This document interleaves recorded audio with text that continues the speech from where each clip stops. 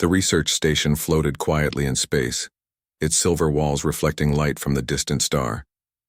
Inside the main lab, Zexthera moved her crystal fingers across the blue holographic screen. She was looking at planet data, something she did every day for the past 5 years. Her job was to study worlds and the life forms that lived on them. Today felt different, though.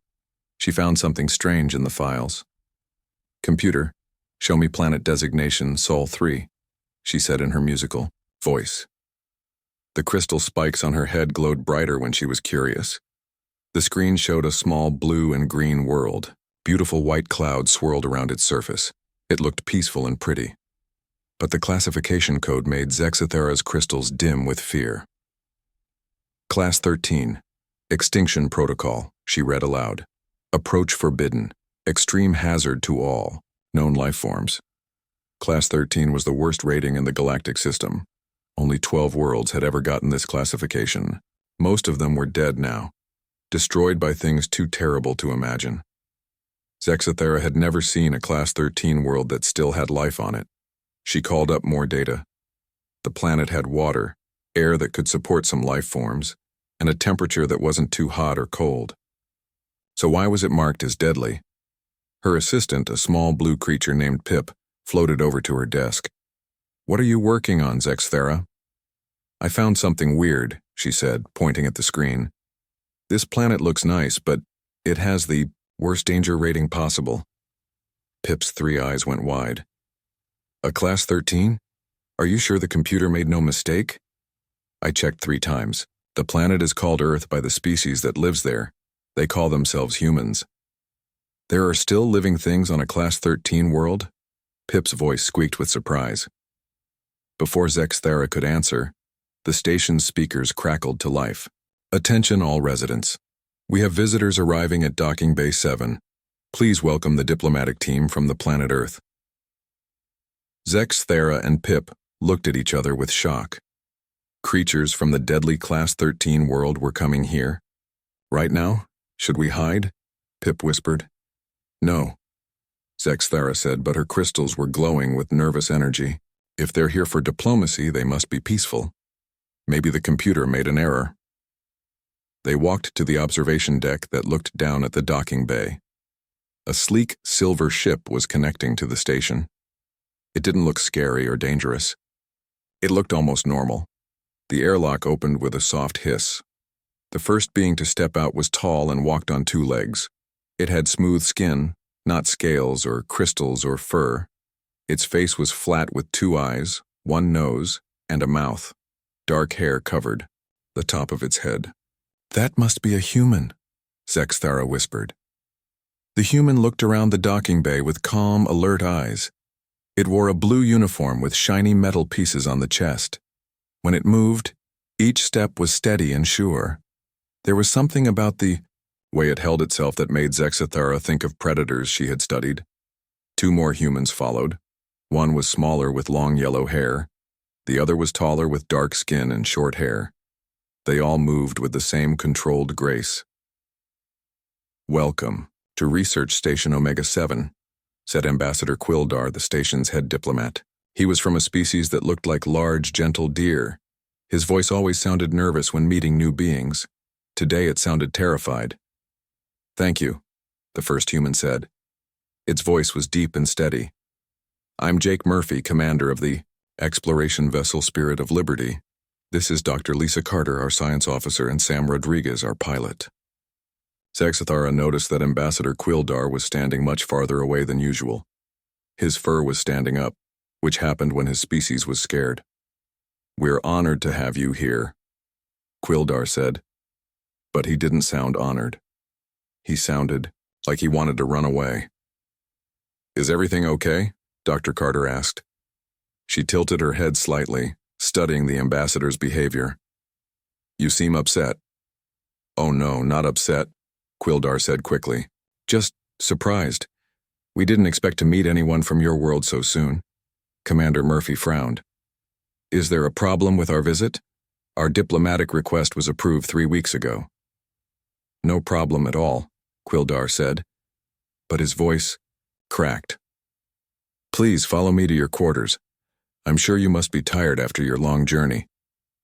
As the group walked away, Zexathara heard other station residents whispering. Word was spreading fast that beings from a Class 13 world were here. Most aliens were staying in their rooms, afraid to come out. "They don't look dangerous," Pip said quietly. Zexathara had to agree. The humans looked calm and friendly. Commander Murphy had smiled when he introduced his team. Dr. Carter had seemed genuinely concerned when she noticed Quildar's fear. They acted like normal, peaceful beings. But the computer's classification was clear. Class 13 worlds were places where only the most dangerous life forms could survive. These humans had not just survived on such a world, they had built ships and traveled to the stars. "Maybe they're more dangerous than they look," Zexathara said. Over the next few hours, more aliens gathered in small groups to talk about the visitors. Stories began to spread through the station. Some said the humans carried deadly weapons. Others claimed they could survive in the vacuum of space without protection. A few insisted that humans were actually machines designed to look like living beings. Zexathara didn't believe the wild stories, but she couldn't stop thinking about the Class 13 rating. The galactic computer was never wrong about planetary classifications. If Earth was rated as an extinction-level threat, there had to be a good reason. That night, she lay in her sleeping chamber, staring at the ceiling. Tomorrow, she planned to ask the humans about their world. Maybe they could explain why their planet had such a terrible rating. Maybe there was something the computer had missed. Outside her window, the stars shone peacefully in the black of space. Somewhere among them was the blue world called Earth, marked in the galactic database as one of the most dangerous places in the known universe, and 3 of its inhabitants were sleeping just down the hall from her. The next morning, alarms echoed through the station. Not danger alarms, but the special tone that meant the Galactic Council was calling an emergency meeting. Zexathara had never heard this alarm before in her 5 years on the station. She hurried to the main council chamber. Aliens from dozens of different worlds were gathering, all talking in worried voices. Some had tentacles, others had wings, and a few floated in the air like glowing clouds. But they all looked scared. High Counselor Mirthik floated at the front of the room. He was very old and very wise, made of green gas that sparkled with tiny lights. When he spoke, his voice filled the entire chamber. "Friends, we face a situation unlike any in our history," Mirthik said. "Beings from a Class 13 world are among us." Worried sounds came from the crowd. Some aliens moved closer together for comfort. "I have spent all night reviewing the data about their world," Mirthik continued. "What I found troubles me deeply. I will share this information so you can understand the danger we may be facing." A huge screen appeared above the council chamber. It showed the blue planet Earth spinning slowly in space. "This world experiences regular catastrophic events," Mirthik said. "The ground shakes and splits open, destroying entire cities. They call these earthquakes." The crowd gasped. Zexathara's crystals dimmed. Her home world had perfect, stable ground that never moved. "The planet's atmosphere creates massive storms," Mirthik went on. "Winds reach speeds of over 200 miles per hour. Water falls from the sky in amounts that can flood whole regions. They have storms they call hurricanes and spinning air columns called tornadoes that destroy everything in their path." Ambassador. Quildar raised one of his front legs. "How does any life form survive such conditions?" "That is what worries me most," Mirthik said. "The fact that they not only survive but thrive suggests they are incredibly dangerous creatures." The screen changed to show images that made many aliens cover their eyes or look away. It was footage of Earth's animals. Lions chasing zebras, sharks attacking seals, eagles swooping down on smaller birds. Their entire food system is based on creatures hunting and eating other creatures, Mirthik explained. Life forms called predators chase and kill life forms called prey. This violent cycle happens everywhere on their world. Forthalan, who came from a peaceful water world, made a sick noise. "They live surrounded by constant murder?" "It gets worse," Mirthik said. "The humans themselves are part of this system. They consume both plants and animals. They have sharp teeth designed for tearing flesh. The screen showed human teeth. To the alien viewers, the pointed canine teeth looked like fangs. Furthermore, Mirthik continued, they have domesticated other species for the purpose of consuming them. They breed creatures called cows and pigs specifically to kill and eat them. Several alien delegates had to leave the room. The idea of raising other life forms just to eat them was too horrible for them to hear. Zexithara raised her hand. Counselor, I have observed the human visitors. They seem peaceful and friendly. Are we sure about this data? The computer cannot lie, Mirthik said. But I understand your confusion. Predator species often appear calm when they are not hunting. It is part of their strategy. At that moment, the chamber doors opened. Commander Murphy, Dr. Carter, and Pilot Rodriguez walked in. They had been invited to address the council, but they had no idea what the meeting was really about. Good morning, Commander Murphy said with a smile. Thank you for inviting us to speak to your council. The aliens stared at them in silence. Now that they knew what to look for, they could see the signs. The humans stood straight and alert, their eyes moving constantly to watch their surroundings. Their movements were smooth and controlled like hunters ready to strike. Please, Mirthik said carefully, tell us about your home world. Dr. Carter stepped forward. Earth is a beautiful planet with many different environments. We have oceans, mountains, forests, and deserts. The weather can be challenging sometimes, but we've learned to adapt. Challenging? Vorthalin asked. How challenging? Well, Dr. Carter said, thinking. We get hurricanes along our coast during storm season. They can have winds up to 200 miles per hour. And we have tornadoes in some areas. Earthquakes happen, too, especially along fault lines. The alien audience made terrified noises. To them, she was describing a nightmare world of constant disaster. How do you survive such things? Ambassador Quildar asked. Commander Murphy shrugged. We build strong houses and have warning systems. When bad weather comes, we take shelter and wait for it to pass. Then we clean up and rebuild if we need to. You rebuild? Mirthik asked. After your cities are destroyed, you simply build them again? Of course, Rodriguez said. What else would we do? The aliens looked at each other with growing horror. These creatures lived through disasters that would end entire civilizations, then calmly rebuilt and continued with their lives. Dr. Carter noticed the aliens seemed upset. Is something wrong? You all look worried. We are trying to understand, Mirthik said slowly, how your species became so resilient. I guess we had to be, Dr. Carter said. Earth can be tough sometimes, but it's our home. We love it. You love a world that tries to kill you? Vorthalin whispered. Dr. Carter laughed. Earth doesn't try to kill us, it's just nature. Storms happen, the ground moves sometimes, but there's also beautiful sunrises, calm oceans, and amazing forests. The good parts make the difficult parts worth it. The aliens couldn't understand this thinking. To them, any world with regular disasters would be abandoned immediately. Commander Murphy noticed the strange mood in the room. Did we say something wrong?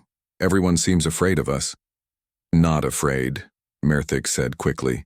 Just impressed by your strength. But Zexthara could see the truth in the counselor's glowing form. They were afraid. Very afraid. And the more the humans talked about their world as if constant disasters were normal, the more afraid the aliens became. The humans had no idea that everything they said was making the aliens think they were the most dangerous creatures in the galaxy. After the council meeting, groups of alien scientists gathered in the research labs. They wanted to learn more about these strange beings from the Deathworld. High Counselor Mirthik had given them permission to study the humans, but only from a safe distance. Zexithara joined Dr. Kliktar, an insect-like alien with 6 arms and compound eyes. Kliktar was the station's expert on biology and had been studying the human visitors all morning. What have you learned? Zexithara asked. Kliktar's antennae twitched nervously. Terrible things. I scanned them with our medical sensors. Their bodies are built for survival in ways I never imagined. What do you mean? Their bones are incredibly dense and strong, much stronger than ours. When they break, The humans claim they heal back even stronger than before. Clicktar showed her the scans on his computer. Look at this one called Dr. Ben Walsh. His left arm bone was broken in the past and healed. The break point is now thicker and tougher than the rest of the bone. Zexthara stared at the image. On her world, a broken crystal never grew back. They can repair themselves? It gets worse, Clicktar said. Their blood carries tiny warriors called white blood cells. When germs enter their bodies, these cells attack and destroy the invaders. They have an entire army inside them, fighting battles every day.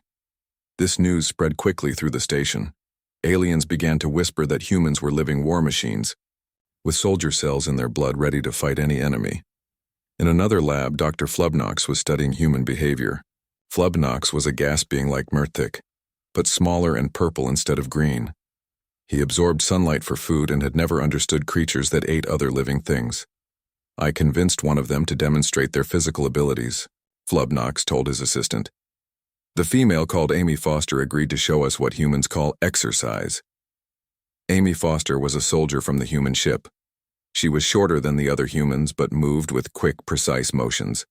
When she walked into the testing room, several alien observers hid behind protective barriers. "What would you like me to do?" Amy asked with a friendly smile. "Just show us your normal physical activities," Flubnox said, his voice shaking. Amy started with something she called running. She moved her legs in a steady rhythm, going around the large room again and again. After 10 minutes, she wasn't even breathing hard. The aliens watched in horror. Amy was moving at speeds that would exhaust most of them in seconds, and she looked like she could continue all day. "How long can you do this?" Dr. Flubnox asked.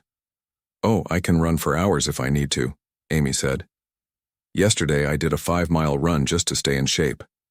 The aliens made frightened noises. 5 miles would be a journey that took them days to complete. Next, Amy showed them what she called push-ups.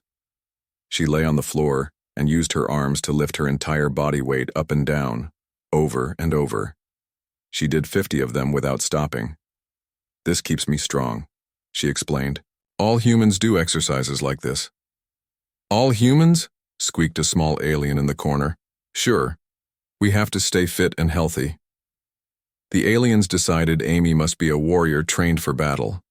They didn't know that she was just a regular human who liked to stay in shape. In the computer lab, an alien named Yithlos was studying human entertainment with Professor Tony Adams. Tony was happy to share Earth's movies and shows with the curious aliens. "This is what we call an action movie," Tony said, starting a film about a hero fighting bad guys. The aliens watched in shock as humans on the screen punched, kicked, and threw each other around.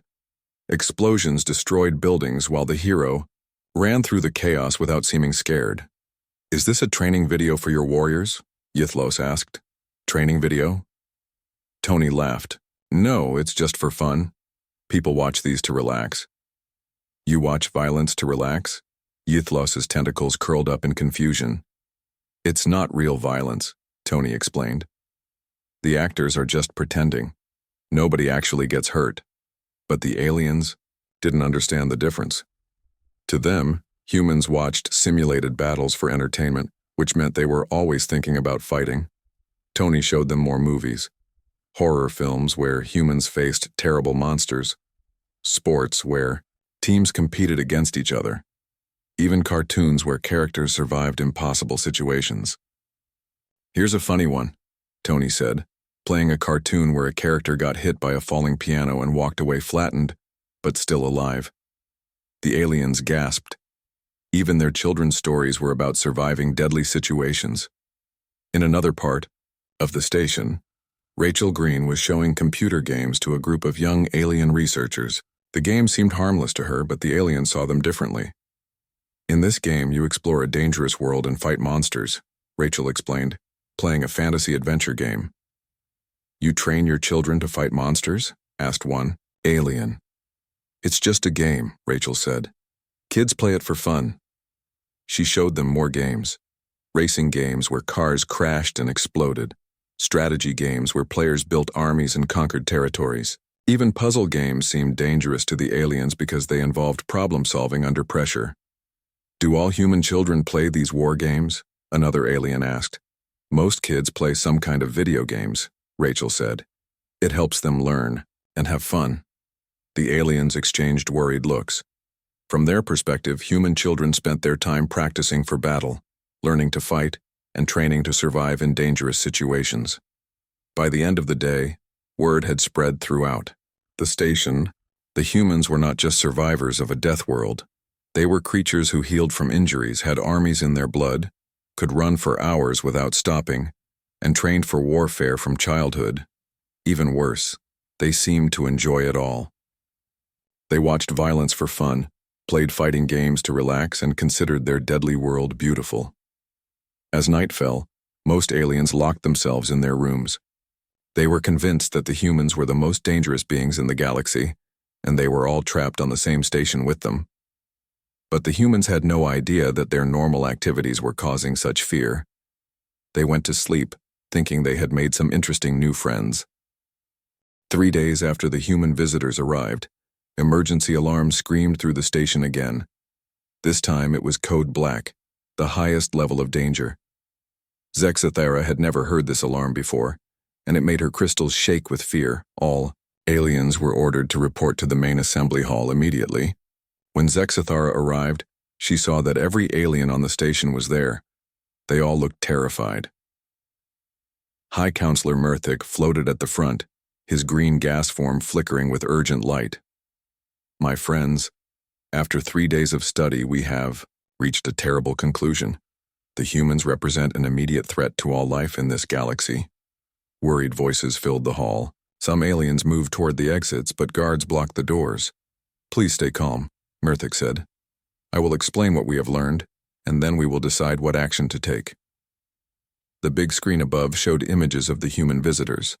They looked so normal and friendly, but now the aliens saw them as monsters wearing masks. "First, their physical capabilities," Murthic continued. "They possess strength and speed far beyond any peaceful species. The female soldier can run at high speeds for hours without stopping. She can lift objects many times her own weight. Their bones are so strong that when they break, they heal back even stronger." Commander Yithlos raised a tentacle. "Are we certain they are not hiding their true nature from us?" "That brings me to my second point," Murthic said. "Their deception abilities. They appear calm and friendly, but this is clearly a hunting strategy. Predators often seem harmless until they strike."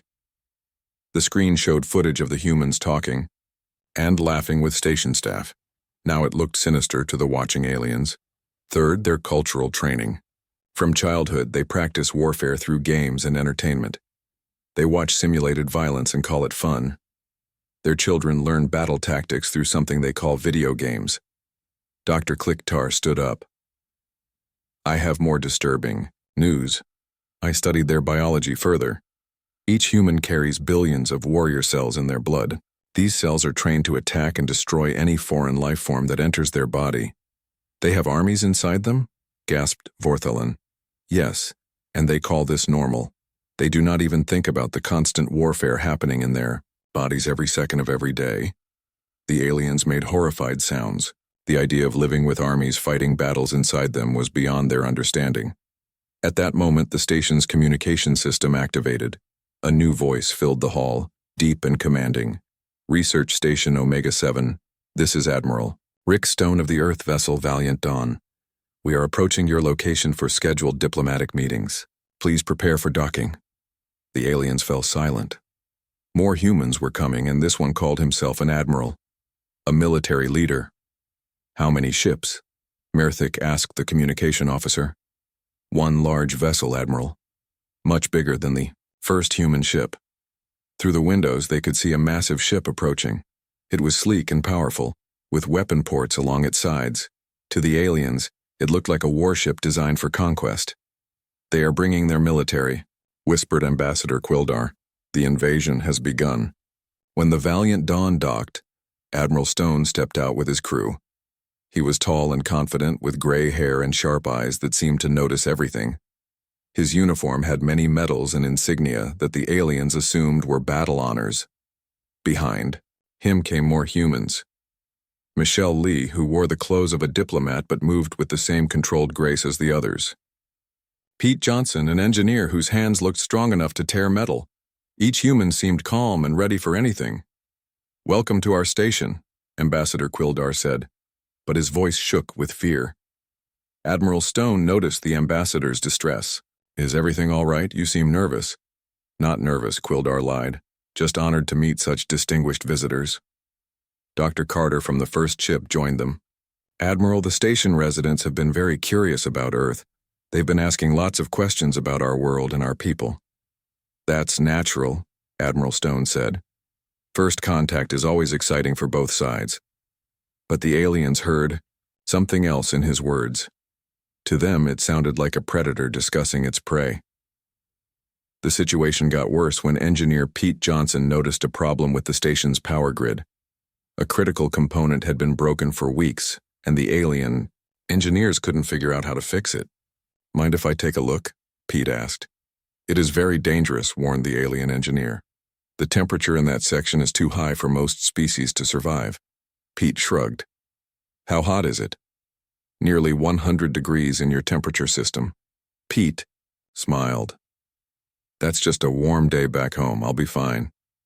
The aliens watched in horror as Pete walked into the damaged section wearing only his normal clothes. The temperature that would kill most of them was just slightly uncomfortable for him.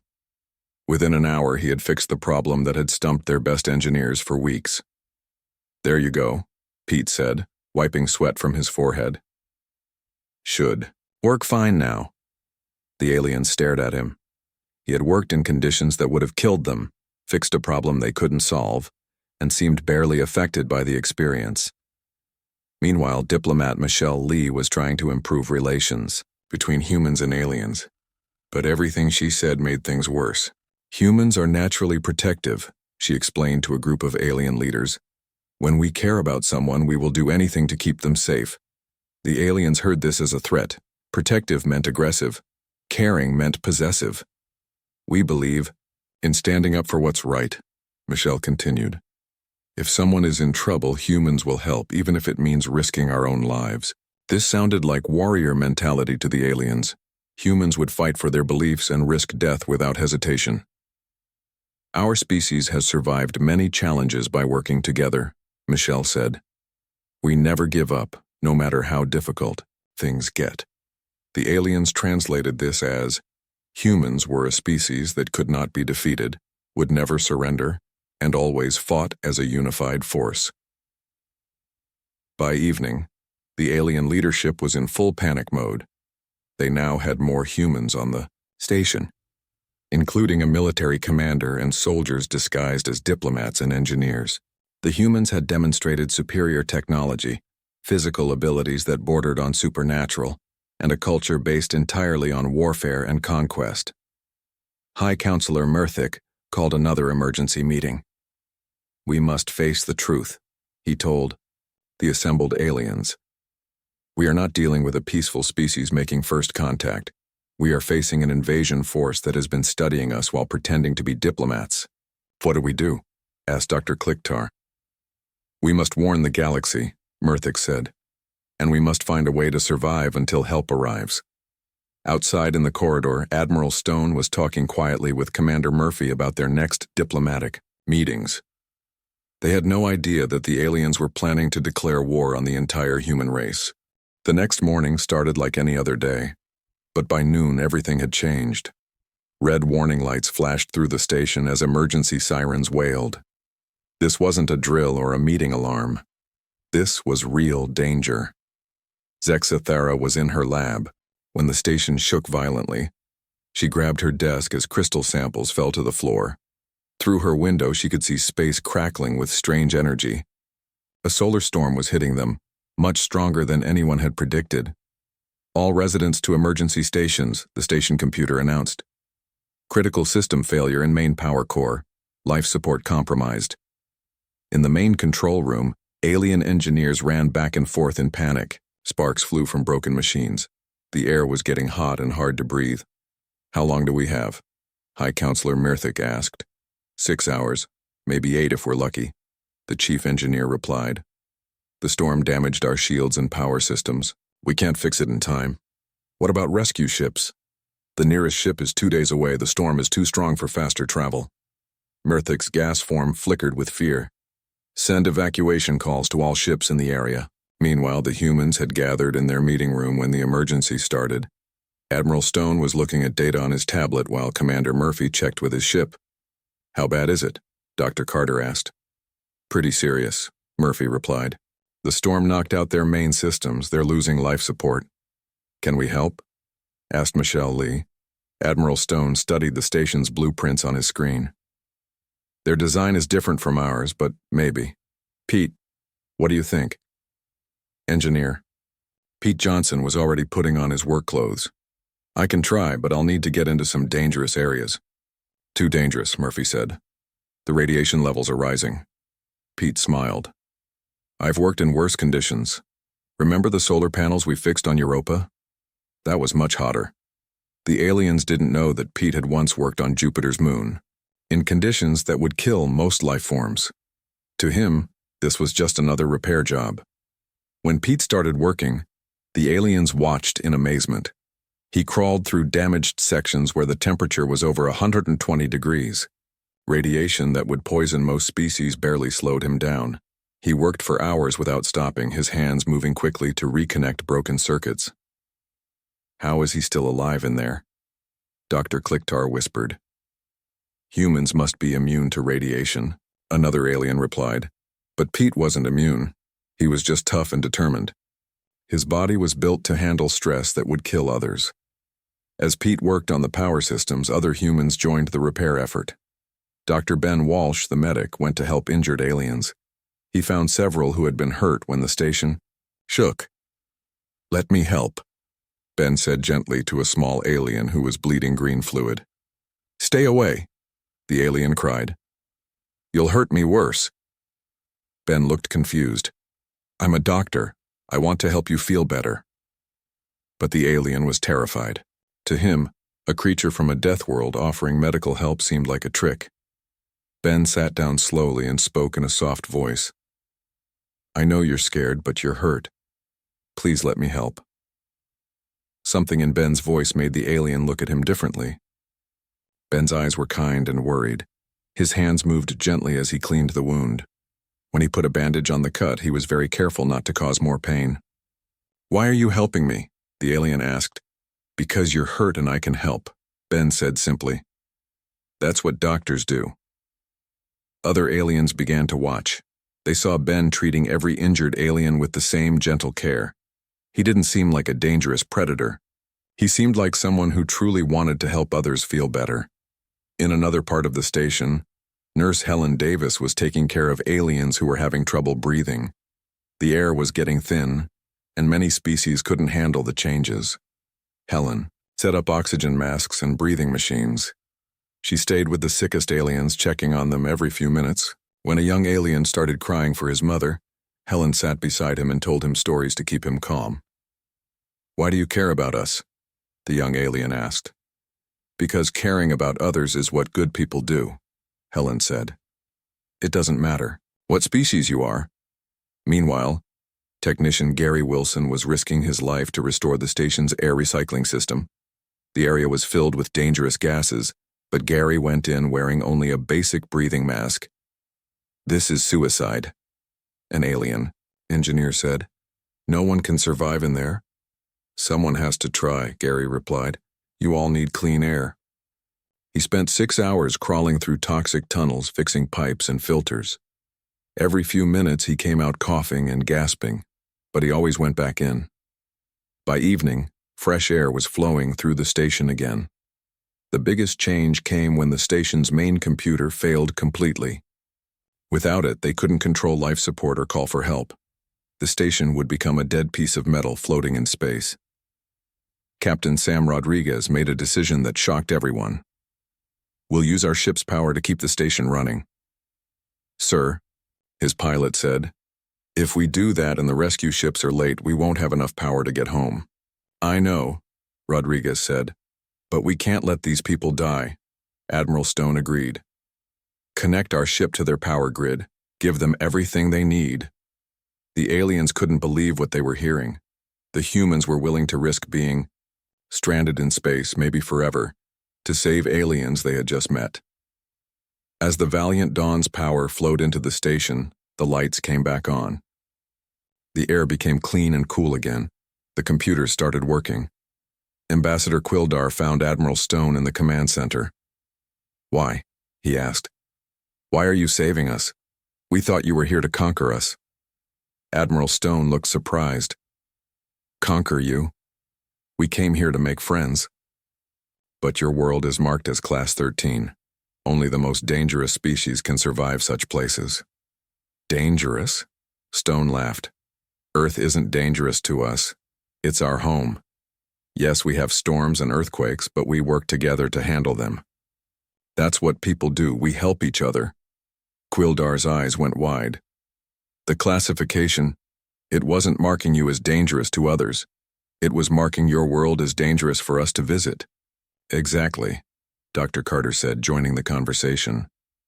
"Class 13 means other species shouldn't try to live there. The environment would hurt you, not that we would hurt you." Finally, the aliens understood. Earth wasn't dangerous because humans were monsters.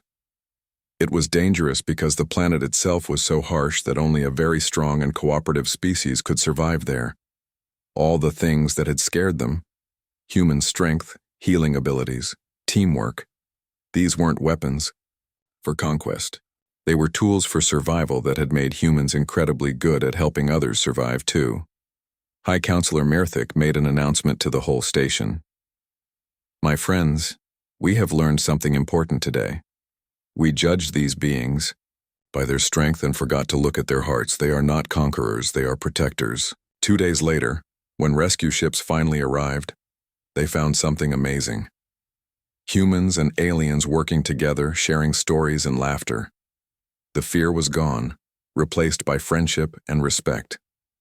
The Galactic Council voted to change Earth's status and invite humanity to join them as full members. They realized that a species tough enough to survive a Deathworld would be perfect partners for exploring dangerous parts of the galaxy and helping others in emergencies.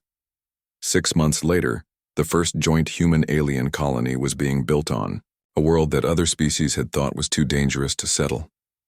The humans found it quite comfortable, with its mild earthquakes and gentle storms. "Just like a nice spring day back home," Pete Johnson said, as he watched a lightning storm roll across the colony's new city.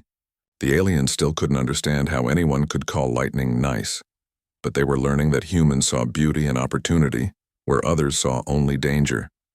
And in the galactic database, Earth's entry was changed forever. It still said Class 13, but now it also said humanity. Guardians of the Galaxy.